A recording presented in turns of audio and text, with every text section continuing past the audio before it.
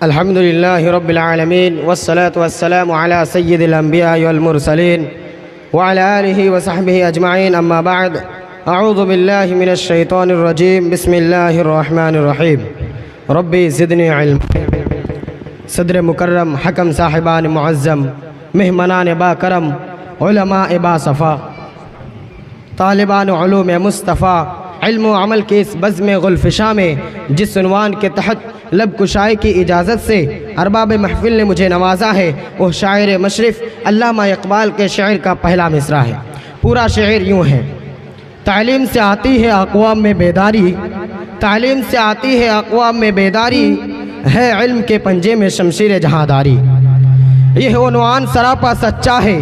دنیا کی تاریخ اس بات کی شہادت دیتی ہے کہ جہالت سے علم کی طرف، جمود و تعطل سے عمل کی طرف جب بھی انسانیت نے سفر کیا ہے، جب بھی سوئی ہوئی کسی قوم نے بیداری کی سانس لی ہے، غفلت کی ردا اتار کر عمل پیہم کا سبق اخذ کیا ہے، اس کی تہ میں تعلیم و تعلم کی جلوہ سازی رہی ہے. یاد کیجئے وہ زمانہ جب فارا کے چوٹیوں سے عرب کا چاند جلوہ گر ہوا.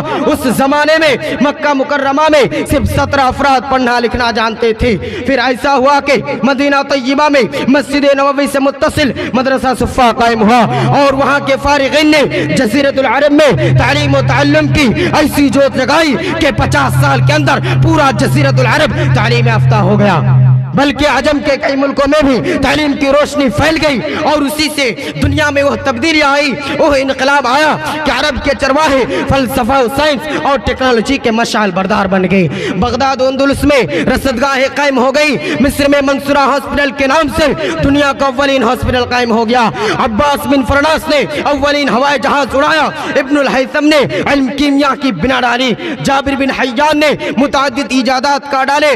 یہ انقلاب ایسا انقلاب تھا جس کی مثال دنیا والوں نے اس سے پہلے نہیں دیکھی تھی، اور اس کا اعتراف اپنوں سے زیادہ اغیار کرتے آ رہے ہیں اور آج بھی کر رہے ہیں. حاضرین گرامی، پھر زمانہ نے کروٹ لی. بہار کی جگہ خزانے لے لی، پھولوں کی جگہ خاروں نے لے لی، علم کی جگہ جہالت نے چھین لی. عقل و خرد پر تالے پڑ گئے. علوم و معارف کے پاسمان نادانی کے ذلت آمیز گڑھے میں گر گئے.